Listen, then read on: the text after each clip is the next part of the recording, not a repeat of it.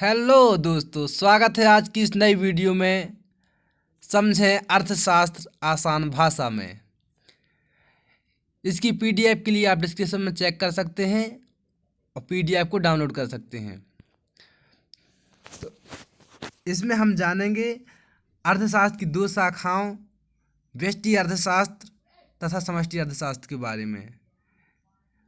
इसके अलावा व्यष्टि अर्थशास्त्र का अर्थ, व्यष्टि अर्थशास्त्र की प्रमुख परिभाषाएं, किन किन अर्थशास्त्रियों ने कौन कौन सी परिभाषाएं दी हैं, व्यष्टि अर्थशास्त्र की प्रमुख विशेषताएं, व्यष्टि अर्थशास्त्र की सीमाएं, कमियां और इसमें क्या दोष हैं। तो शुरू करते हैं वीडियो को। व्यष्टि अर्थशास्त्र का परिचय। तो अर्थशास्त्र को अध्ययन के दृष्टिकोण से दो भागों में विभक्त किया गया है। हम यदि आधुनिक अर्थशास्त्र का अध्ययन करेंगे तो हमें दो शाखाओं का अध्ययन करना जरूरी है। पहली है व्यष्टि अर्थशास्त्र और दूसरी है समष्टि अर्थशास्त्र। तो जानते हैं व्यष्टि अर्थशास्त्र क्या है। तो व्यष्टि अर्थशास्त्र व्यक्तिगत इकाई, जिसके अंतर्गत व्यक्तिगत आय, व्यक्तिगत फर्म, व्यक्तिगत उद्योग एवं अनेक ऐसी वस्तुएं जो व्यक्तिगत रूप से संबंधित हैं, उनका अध्ययन किया जाता है। इसके बाद हम देखते हैं समष्टि अर्थशास्त्र के अंतर्गत क्या आता है। तो समष्टि अर्थशास्त्र के अंतर्गत कुल राष्ट्रीय आय, कुल उपभोग, कुल मांग, कुल पूर्ति, कुल बचत, कुल विनियोग और रोजगार इत्यादि चीज़ें आती हैं। एक मुख्य बात है जो परीक्षा की दृष्टि से बहुत महत्वपूर्ण है कि सर्वप्रथम व्यष्टि एवं समष्टि अर्थशास्त्र का प्रयोग किसने किया था। तो सर्वप्रथम व्यष्टि एवं समष्टि अर्थशास्त्र का प्रयोग प्रोफेसर रैगनर फिश ने किया था। व्यष्टि अर्थशास्त्र का अर्थ।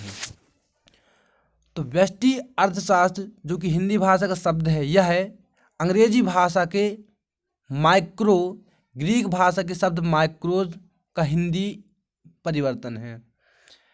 व्यष्टि से अभिप्राय है अत्यंत छोटी इकाई, अर्थात व्यष्टि अर्थशास्त्र का संबंध अध्ययन की सबसे छोटी इकाई से है। हम व्यष्टि अर्थशास्त्र को कुछ परिभाषाएं देख लेते हैं। तो प्रोफेसर बोल्डिंग के अनुसार, हाँ ध्यान रखिएगा, जो परिभाषाएं होती हैं वो जैसा लिखा है वैसे ही लिखनी होती हैं, इनमें हम बदलाव नहीं कर सकते हैं। तो प्रोफेसर बोल्डिंग के अनुसार व्यष्टि अर्थशास्त्र विशिष्ट फर्मों, विशिष्ट परिवारों, व्यक्तिगत कीमतों, मजदूरियों, आयों, विशिष्ट उद्योगों और विशिष्ट वस्तुओं का अध्ययन है। दूसरी परिभाषा देखते हैं प्रोफेसर चैम्बरलेन के अनुसार।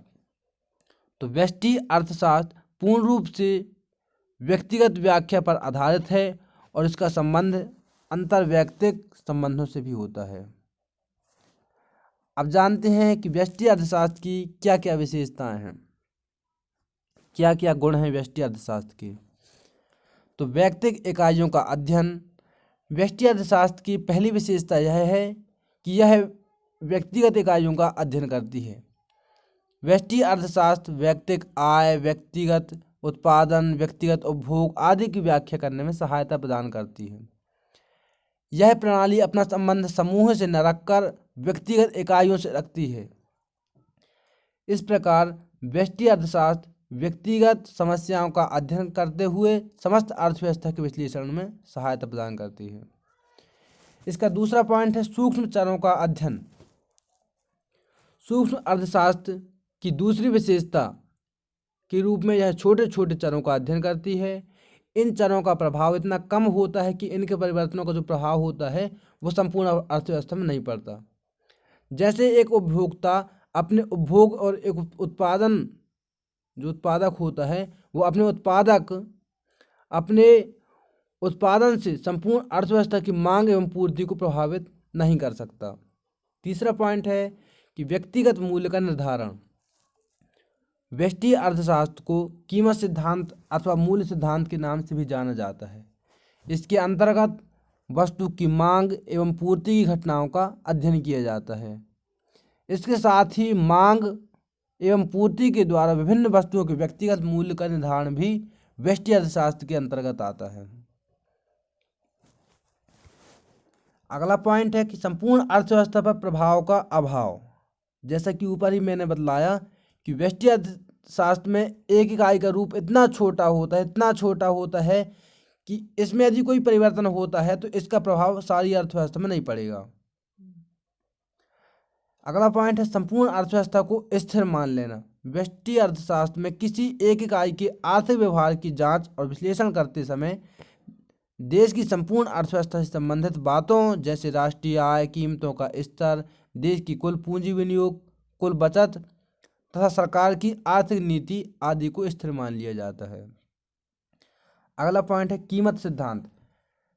कुछ अर्थशास्त्री इसे कीमत सिद्धांत का नाम देकर बताते हैं कि इसके अंतर्गत जो डिमांड है और सप्लाई है उसके द्वारा विभिन्न वस्तुओं के व्यक्तिगत मूल्य का निर्धारण भी होता है। ये तो रही परिभाषाएं। अब हम जान लेते हैं कि व्यष्टि अर्थशास्त्र में क्या कमियां रह गई, क्या इसकी दोष हैं। क्या है दोष तो सभी में होते हैं, तो हम जानते हैं कि व्यष्टि अर्थशास्त्र में कौन कौन से दोष हैं, कौन कौन सी उसकी सीमाएं हैं।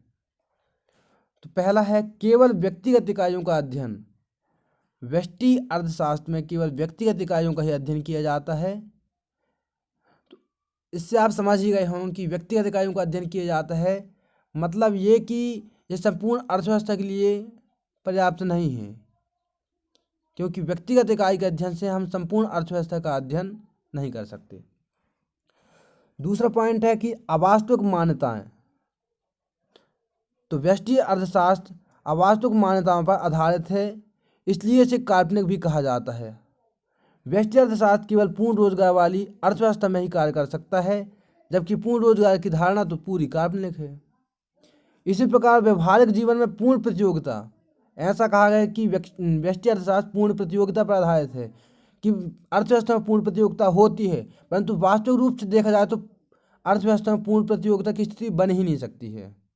इसलिए कहा गया है कि यह अवास्तविक मान्यताओं पर आधारित है। अर्थव्यवस्था के लिए अनुपयुक्त। तो व्यष्टि अर्थशास्त्र केवल व्यक्तिगत इकाइयों का अध्ययन करता है और व्यक्तिगत इकाइयों के अध्ययन से हम यह निर्णय नहीं कर सकते कि यह संपूर्ण अर्थव्यवस्था के लिए सही है, तो अर्थव्यवस्था के लिए यह अनुपयुक्त है। जैसे उदाहरण के लिए हम देख सकते हैं कि किसी व्यक्ति की आय जो है यदि वह अपने आय का कुछ हिस्सा बचा रहा है, तो हम इससे यह नहीं कह सकते कि सभी व्यक्ति अर्थव्यवस्था के सभी व्यक्ति अपनी आय का कुछ हिस्सा बचाते हों या फिर उसी उतना हिस्सा ही बचाते हों, तो हम यह नहीं कह सकते हैं। इसलिए अर्थव्यवस्था के लिए यह अनुपयुक्त है। इसके बाद संकुचित अध्ययन। तो कुछ आर्थिक समस्याएं ऐसी होती हैं जिनका अध्ययन व्यष्टि अर्थशास्त्र में नहीं हो सकता है। उदाहरण के लिए मौद्रिक नीति, राष्ट्रीय आय, रोजगार, राजकोषीय नीति, इनका अध्ययन व्यष्टि अर्थशास्त्र के अंतर्गत नहीं आता है। इसके बाद अगला पॉइंट है अव्यवहारिक। तो व्यष्टि अर्थशास्त्र में अधिकांश नियम एवं सिद्धांत ऊपर जैसे मैंने बतलाया कि पूर्ण रोजगार की मान्यता लेकर चलता है व्यष्टि अर्थशास्त्र। पूर्ण रोजगार और पूर्ण प्रतियोगिता, तो ये मान्यताएं अव्यवहारिक हैं, इसलिए यह सही नहीं है। Thank you.